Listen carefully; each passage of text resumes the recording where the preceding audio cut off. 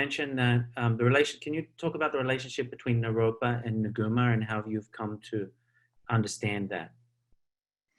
Yeah, in the book that I did called Niguma, Lady of Illusion, I really investigated that. I went to all the original sources that I could, and I came to the conclusion, as well as asking various Tibetan lamas, and I really came to the conclusion that they were brother and sister. I mean, their parents were the same name, right?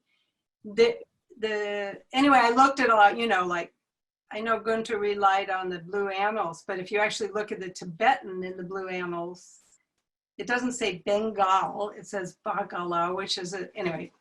So my feeling, and then there's a story about the parents of Niguma being upset that, they don't have a son, they only have a girl, and they do special prayers and ceremony, rituals, and so then they have a son, and I think that's Naropa, it isn't. Wow. And so there's confusion about it, but I think it's the fault of some scholars and a few Tibetan terms that can easily be understood in many ways, like tsunmo. Yes. Like that. So my conclusion, and is in the lamas like Trungpa Rinpoche that I talked to, is that they're brother and sister, or maybe they're, maybe maybe it's Naropa by day and Niguma by night. Oh yes, so this idea that they may be the same person. That would be juicy, wouldn't it? That would be a good one. That book might sell a lot. And it would make sense because they, it's harder to accept. He goes out in his suit and goes to Nalanda and is like the big debate guy, and everything, and she's hanging out and then at night he goes and she is in the charnel grounds wearing bones and nothing else.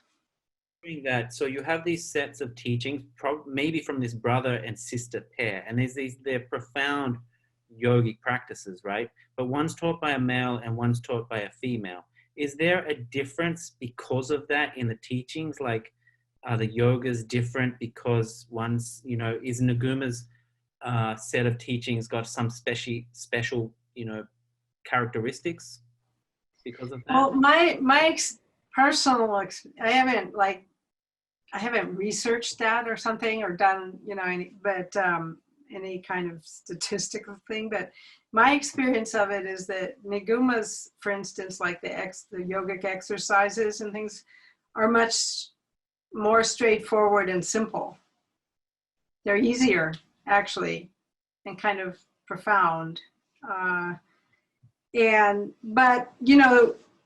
they've come down different lineages. They've come down totally different lineages, and they're a lot different. Like in the book that I just did for you, Wisdom, the 4, there's a text by one of the second Dalai Lama, and he is talking about Niguma's 6 dharmas, but he completely uses the Naropa's, actually he uses Tsongkhapa's, Naropa's commentary on Naropa's 6 dharmas, and which is brilliant. Tsongkhapa's work was brilliant, but it's totally different.